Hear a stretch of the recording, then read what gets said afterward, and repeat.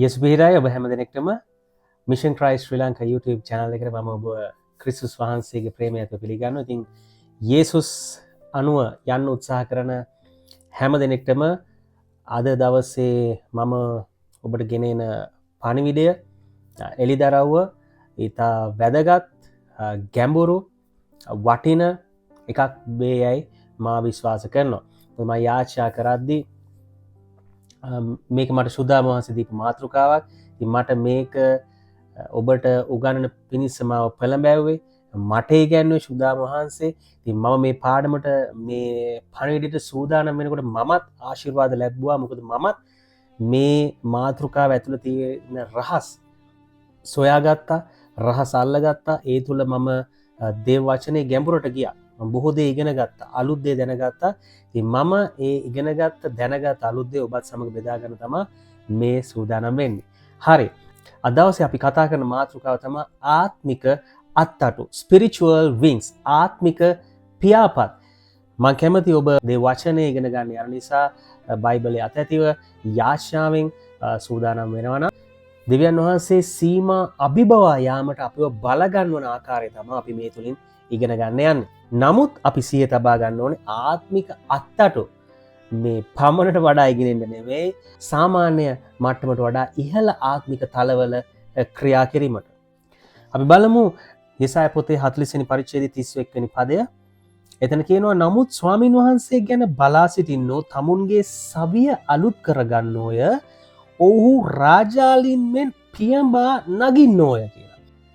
මේක ඉංග්‍රීසි බයිබලයේ තියෙන්නේ they shall mount up with wings as eagles.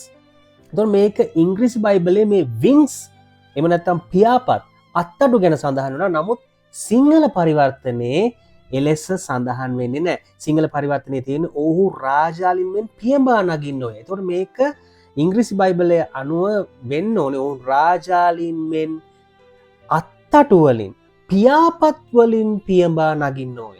නිකම්ම පියඹා නගින්නේ කොහොමද පියඹන්නේ? නිකම්ම නෙමෙයි, අත්තටු වලින්.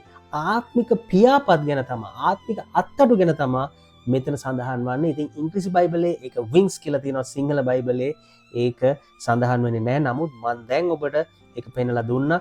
දැන් එතකොට අපි කතා කරන්න යන්නේ මේ ආත්මික අත්තටු ගැන.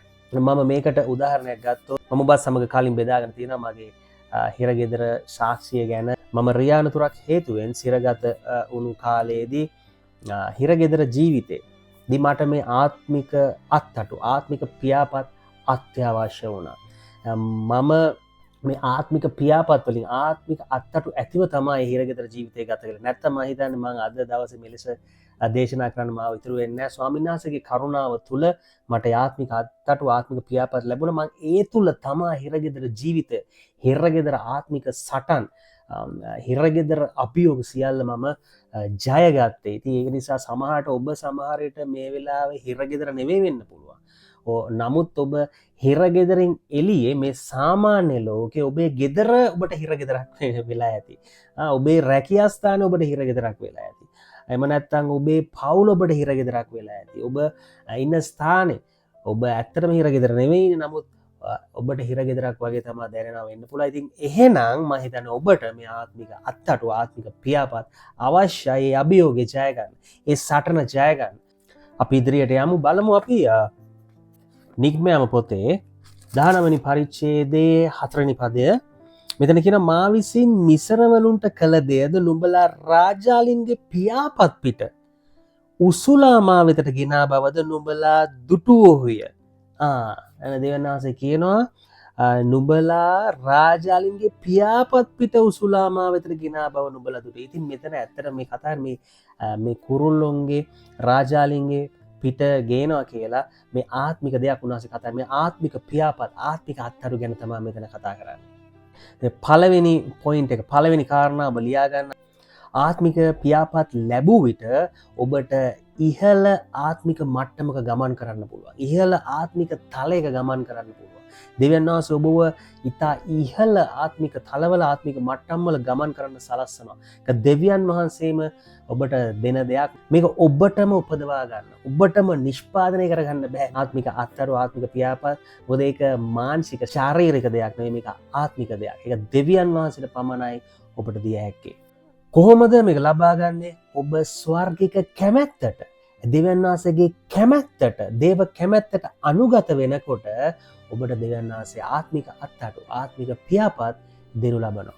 දෙවෙනි කාරණාව ඊළඟ මම කැමති ඔබ එසේකියල් පොතේ පළවෙනි පරිච්ඡේදයේ 6 සිට 11 වෙනකන් කියවනවා නම් මෙතන ආත්මික අත්අඩු 4ක් ගැන, පියාපත් 4ක් ගැන කියවනවා. ඉතින් මේ අත්අඩු දෙකක් ඔබ ආවරණය වීමට, අනිත් අත්අඩු දෙක ඔබට චලනය වීමට. මේ ආත්මික ආවරණය තමයි එක අත්අඩු දෙකකින් පිළිබිඹු වෙන්නේ, අනිත් අත්අඩු යුගලෙන් පිළිබිඹු වෙන්නේ ආත්මික චලනය, ආත්මිකව ගමන් කිරීමට තමයි ඔබට මේ අත්අඩු දෙක ලැබෙන්නේ.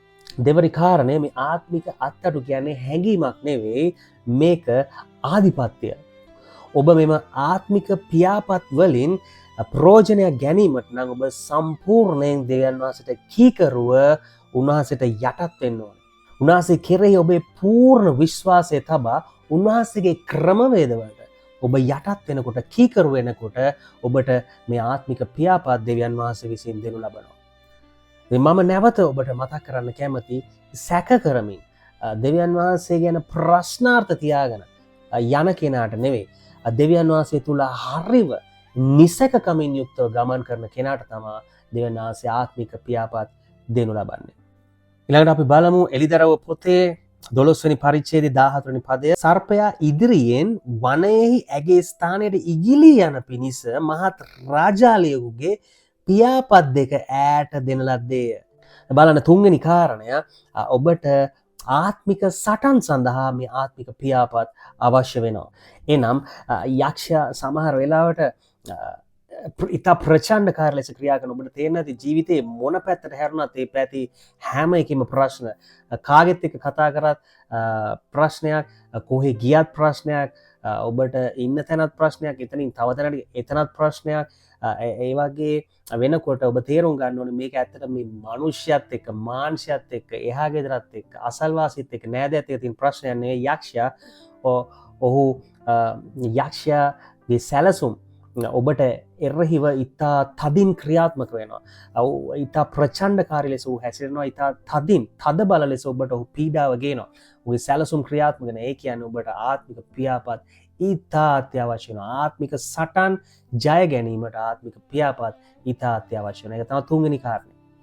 අපි මේ හතරවෙනි කාරණයට යනවා.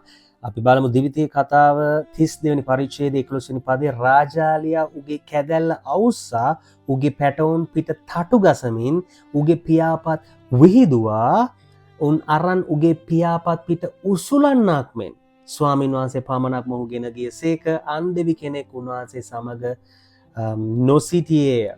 බලන්න මෙතන රාජාලියා උගේ පැටවුන් අවුස්සලා තටු ගසලා උන්ට වාතාවරණය වෙනස් කරන, උන්ට අභියෝගවලට මුහුණ දෙන්න, ජීවිත ඉස්සරහට යන්න ඔවුන්ව උනන්දු කරන, ඔවුන්ව උත්සුක කරන, ඔවුන්ව තල්ලු කරන. ඒ වගේ ඔබ තේරුම් ගන්න ඕනේ සමහරලා ඔබට සුව පහසු, ඒ කියන්නේ ඔබේ කම්ෆර්ට් සෝන් එකෙන්, ඔබට කන්වීනියන්ට් සිටුේෂන්ස් වලින් දෙවියන් වහන්සේ ඔබව ඉන්කන්වීනියන්ට්, එහෙම නැත්නම් අන්කම්ෆර්ටබල් සිටුේෂන්ස් වලට ඔබව ගේනවා.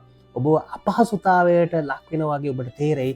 ඔබ වාතාවරණ වෙනස් වෙනවා, ඔබට අපහසුවක් දැනෙන. නමුත් ඒ දෙවියන් වහන්සේ එතන කරන්නේ ඔබ සටනට, ඔබ පුහුණු කරනවා, ඔබ සූදානම් කරනවා. ඉතින් මෙතෙන්දී ඔබට දෙවියන් වහන්සේ ආත්මික අත්අඩු පියාපත් දෙනු ලබනවා. මොකද ඒක ආත්මික සටනක්. ඔබ ඉදිරියට යන්න ඔබට ජීවිතේ, ඒ වගේම සේවයේ ආත්මික අත්අඩු, ආත්මික පියාපත් ඊටා වැදගත් වෙනවා, අත්‍යවශ්‍ය වෙනවා ඉදිරියට සහ ඉහළට ඔබේ ජීවිතේ සහ සේවයේ යාමට. නම් දෙවියන් වහන්සේ කැමැත්ත ඔබ ඒ වගේ ජය ගැනීම. ජය ගන්නවා කියන්නේ දෙවියන් වහන්සේ කැමැත්ත ඔබ ආශිර්වාද අත්පත් කර ගැනීම. ඒ සටන් තුලින්, ඒ අභියෝග තුලින්, ඒ පුහුණුව තුලින් ගිහිල්ලා ඔබ ආශිර්වාද ලැබීම තමයි දෙවියන් වහන්සේගේ කැමැත්ත. පස්වෙනි කාරණය, ආත්මික අත්අඩු අපට නිරන්තරයෙන්ම හැම වෙලාවෙම අපට අවශ්‍ය වෙන්නේ නැහැ. ඒක යම් යම් ඍතුවලදී තමයි අපිට අවශ්‍ය වෙන්නේ, යම් යම් කාලවල වලදී, යම් විශේෂ අවස්ථාවලදී අපිට ආත්මික පියාපත් උවමනා වෙනවා. අපි බලමු ගීතාවලි පොතේ 55 වෙනි පරිච්ඡේදයේ 6 වෙනි පදය. මමද කතා කොට අනේ මට කොබෙයියෙකුට මෙන් පියාපත් ඇත්නම් එවිට ඉගිලී ගොස් නිශ්චලව සිටින්නෙමි.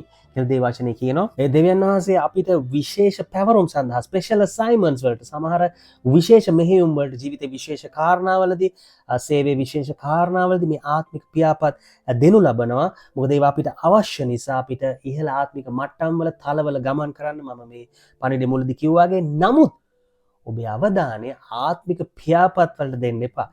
ඒ වෙනුවෙන් යාචනා කරමින් ආත්මික පියාපත් හොයමින් ඉන්න එක නෙවෙයි ඔබ කරන්න ඕනේ. දෙවියන් වහන්සේට අවධානය දෙන්න. උන්වහන්සේගේ ස්වර්ගික කැමැත්තට ඔබ ඉන්ලයින් වෙනකොට උන්වහන්සේගේ කාලවල වලට අනුගත වෙලා උන්වහන්සේගේ කැමැත්තට අනුගත වෙමින් ඔබ වචනයට අනුව ගමන් කරනකොට සහ ක්‍රියා කරනකොට උන්වහන්සේ ඔබට ආත්මික පියාපත් දෙනු ලබනවා. අවසාන කාරණය ඉතාම වැදගත් කාරණයක් මේ ආත්මික පියාපත් ගැන කතා කරද්දී යේසුස් ක්‍රිස්තුස් වහන්සේ මේ ආත්මික පියාපත් ගැන කතා කරනවා. කොතනද?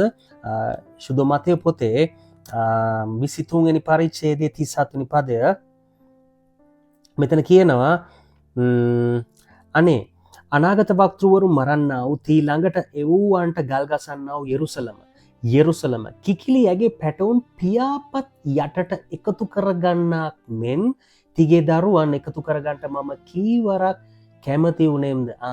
කිකිලි ඇගේ පැටවුන් පියාපත් යටට එකතු කරගන්නාක් මෙන්. ඉතින් මේ ආත්මික පියාපත් ගැන මෙතන යේසුස් වහන්සේ සඳහන් කරනවා. මේ ආත්මික අත්තරු වලින් ඔබේ ආත්මික රැකවරණය සහ ආත්මික ආවරණය පිළිඹු වෙනවා. ඒ දෙවියන් වහන්සේ ඔබ උසස් කරන්න කලින් ඔබ ආවරණය කරනු ලබනවා. මම හිතනවා මේ පණිවිඩය ඔබ අද අසන්නට යොමු වුණා නම් ඒ යොමු කරේ ශුද්ධාත්ම වහන්සේ. මොකද මේ මොහොත මේ කාලය ඔබට ආත්මික පියාපත් අත්‍යවශ්‍ය කාලයක් වෙන්න පුළුවන්. ඒ නිසා මොකද සමහර වෙලාවට අපි පොළොව මට්ටමේ සටන් කරාට ඒක මදි. අපි ආත්මිකව ඉතා ඉහළ මට්ටම් වල ඉහළ තලවල අපි සටන් කළ යුතුයි. සතුරා පරාජය කරලා ජය ප්‍රකාශ කරලා අපි ආශිර්වාද අත්පත් කර ගැනීමට නම් ඒ සඳහා අපිට ආත්මික පියාපත් අත්‍යවශ්‍ය වෙනවා. අද අපි ඉගෙනගත්ත දේ වචනය, අද අපි ඉගෙනගත්ත පණිවිඩය වචනය එළිදරව්ව තුළ ඔබ ශක්තිමත් වුණායයි වර්ධනය වුණායයි මම විශ්වාස කරනවා. ඒ තුළ ඔබ ආත්මික පියාපත් ඇතිව ආත්මිකව ඉතා ඉහළ මට්ටම් වල සටන් කරන ගමන් කරන ශක්තිමත් කිතුණුවෙකු වෙනු ඇතයි මම විශ්වාස කරනවා. ඔබට මම ආශිර්වාද කරනවා. යේසුස් පිහිටයි.